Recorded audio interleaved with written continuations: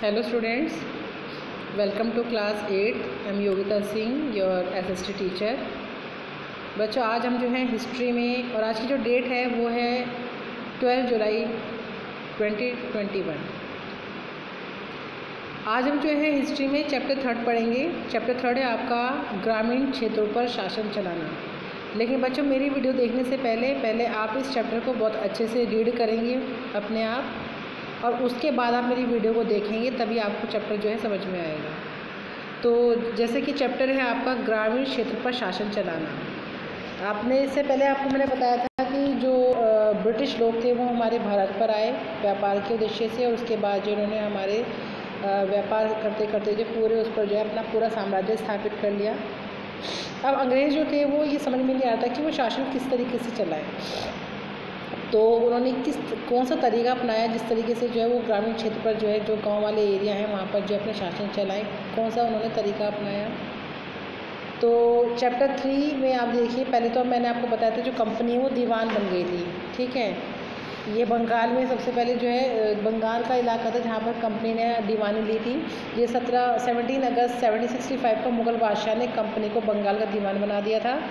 और ये special note है कि 1770 में 1770 में बड़े अकाल में बंगाल की 1/3 आबादी जो है करीब 1 करोड़ आबादी जो है समाप्त हो गई थी, यानी कि उस जो अकाल में जो है मारी गई थी। उसके बाद जो है अंग्रेज़ों ने जो स्थायी बंदोबस्त चलाया। अब स्थायी बंदोबस्त क्या है? एक तो स्थायी बंदोबस्त जो है वो 1793 में लागू किया गया था। इसमें क्या किया था अंग्रेज़ों ने कि राजाओं और तालुकदारों को ज़मींदार के रूप में मान्यता दी गई, यानी उन्हें ज़मींदार बना दिया राजाओं को और तालुकदारों को। उन्हें किसानों से लगान वसूलने और कंपनी को राशि चुकाने का जिम्मा सौंप दिया, यानी कि उन्हें काम दे दिया राजाओं को तालुकदारों को कि वो किसान से लगान वसूलेंगे और हमें चुकाएंगे, यानी कि कंपनी को चुकाएंगे। ठीक है, इसे व्यवस्था के अंतर्गत राजस्व हमेशा के लिए निश्चित कर दिया गया, यानी कि जो एक टैक्स था वो उनके लिए एक जो है निश्चित कर दिया कि आपको इतना ही देना है, और वो काम किसका था? राजाओं का, तालुकदारों का। अब स्थायी बंदोबस्त बनाया इन्होंने, उसके विफल होने के कारण क्या थे?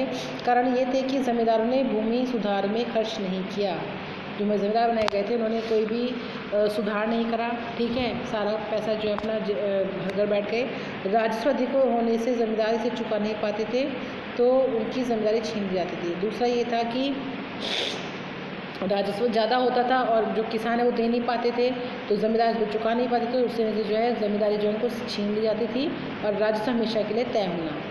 ठीक है, राजस्व जो है वो एक प्रॉपर बना दिया गया था कि यही लिया जाएगा, जिसकी वजह से लोग जो है देने के लिए किसान जो है देने में विफल रहे। उसके बाद इन्होंने 1822 में महलवाड़ी बंदोबस्त चलाया। महलवाड़ी बंदोबस्त क्या है? ये जो है बंगाल प्रेसिडेंसी के लिए उत्तर पश्चिमी प्रांतों के लिए होल्ट मैकेंजी ने बनाया था ये बंदोबस्त।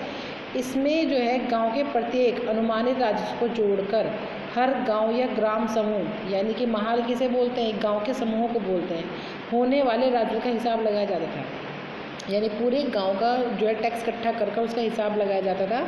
इस राजस्व को स्थायी रूप से तय नहीं किया गया था। ठीक है, डेफिनेट नहीं था ये, बल्कि उसमें समय समय पर जो है अमेंडमेंट करते रहते थे, संशोधन करते रहते थे, ऊपर उतार चढ़ाव मतलब बढ़ाना घटाना होता रहता था। राजस्व इकट्ठा करने और उसे कंपनी को अदा करने का जिम्मा जो है ज़मींदार के बजाय किसको दे दिया गया? गांव के मुखिया को दे दिया गया। अब ज़मींदार से उठाकर जिम्मा किसको सौंप दिया गया?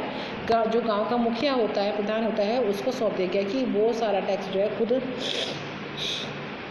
किसानों से लेकर देगा। अब उसके बाद जो है फिर आती है मुनरो व्यवस्था, जिसे बोलते हैं रैयतवाड़ी व्यवस्था। ये जो है दक्षिण भारतीय इलाकों में लागू की गई थी, जो भारत के दक्षिण इलाकों के गांव थे। कैप्टन अलेक्जेंडर रीडे ने टीपू सुल्तान से युद्ध के बाद हड़पे गए इलाके में सबसे पहले इस व्यवस्था को अपनाया था। टॉमस मुनरो ने ये व्यवस्था स्थायी कर पूरे भारत में लागू कर दी थी। यही वाली रैयतवाड़ी व्यवस्था जो है पूरे भारत में लागू कर दी गई। इसमें राजस्व का आंकलन करने से पहले खेतों का सर्वेक्षण किया जाता था कि खेत जो है कितने अच्छे हैं। फिर सीधा किसानों, रेत, जिसे रेत बोलते हैं, रेत को क्या बोलते हैं? किसान बोलते हैं, किसानों से राजस्व बंदोबस्त किया गया। मुनरो का यह मानना था कि अंग्रेज़ों को पिता की तरह किसानों की रक्षा करनी चाहिए। इसके बाद आता है यूरोप के लिए फसलें। यूरोप के लिए कौन सी फसलें पैदा की जाती थी भारत में? 18वीं सेंचुरी के आखिर तक कंपनी ने अफीम और नील की खेती पर पूरा जोर लगाया। भारत में सबसे ज़्यादा अफीम और नील की खेती की जाती थी। लगभग 150 साल तक अंग्रेज़ देश के विभिन्न भागों में किसी न किसी फसल के लिए किसानों का मजबूर करते रहे हैं, यानी कि मजबूरन किसानों को वो खेती करनी पड़ती थी क्योंकि उन पर वो जोर डालते थे अंग्रेज़ लोग। जैसे कि बंगाल में पटसन सबसे ज़्यादा उगाया जाता था, असम में चाय, संयुक्त प्रांत यानी कि उत्तर प्रदेश में जो है गन्ना, पंजाब में गेहूँ, महाराष्ट्र और पंजाब में कपास और मद्रास में चावल और नील की खेती बहुत ज़्यादा करवाई जाती थी। अब भारतीय नील की मांग क्यों थी? क्योंकि सबसे ज़्यादा यहाँ पर नील की खेती होती थी। क्यों थी? क्योंकि नील का जो पौधा है मुख्य रूप से उष्णकटिबंधीय गर्म इलाकों में ही उगते हैं। 13वीं सेंचुरी तक इटली, फ्रांस और ब्रिटेन के कपड़ा की रंगाई के लिए भारतीय नील का इस्तेमाल कर रहे थे। यूरोपीय उत्पादक बैंगनी और नीला रंग बनाने के लिए बोड़ एक नामक पौधा होता है का इस्तेमाल करते थे, लेकिन वह फीका था। उत्तरी इटली, दक्षिण फ्रांस व जर्मनी, ब्रिटेन के कई हिस्सों में ये पौधा उगता था। कैरिबियाई द्वीप समूह स्थित सेंट डोमिंगो में फ्रांसीसी, ब्राज़ील में पुर्तगाली, जमैका में ब्रिटिश और वेनेजुएला में स्पेनिश लोग नील की खेती करने लगे। उत्तरी अमेरिका में भी नील की खेती का प्रारंभ हुआ था। ब्रिटेन में औद्योगिकरण के होने से उसके कपास उत्पादन में वृद्धि हुई, परंतु इसे दौरान वेस्ट इंडीज़ और अमेरिका से नील का आयात बंद हो गया। 1783 से 89 के बीच युद्ध में नील का उत्पादन आधा रह गया, जिसके कारण भारतीय नील की मांग बढ़ी। ब्रिटेन द्वारा भारत में नील आयात 1788 से 30%, जबकि 1810 से यह 95% हो गया। नील की खेती के दो मुख्य तरीके थे। दो तरीके से नील की खेती की जाती थी, एक था निज और एक था रेती। निज खेती किसे कहते हैं? इस व्यवस्था में जो है बगान मालिक खुद अपनी ज़मीन पर नील का उत्पादन करता था। ठीक है, बगान मालिक होता था वो अपनी ही ज़मीन पर उत्पादन करता था। या तो वह ज़मीन खरीद लेते थे या दूसरे ज़मींदारों से ज़मीन भाड़े पर लेते थे और मज़दूरों का काम पर लगाकर नील की खेती करवाते थे। अब इस निज में समस्या क्या थी कि बड़े भूखंड उपलब्ध ना होना, छोटे जो है बड़े ज़मीन नहीं मिलती थी, किसानों से टकराव तनाव रहता था, मज़दूरों का इंतज़ाम मुश्किल से हो पाता था, हल और बैलों का बहुत ज़्यादा अभाव था। ठीक है, निज व्यवस्था के अंदर नील की पैदावार सिर्फ 25% या उससे कम ही रही। नील की खेती होने के बाद उसकी कोई फसल नहीं होती थी, ज़मीन जो है क्या हो जाती थी, बंजर हो जाती थी। ठीक है, तो ये जो है इसमें समस्याएं रही हैं। अब रेती खेती की बात करें तो इसमें जो है बगान मालिक जो है रेतों में एक अनुबंध रखते थे।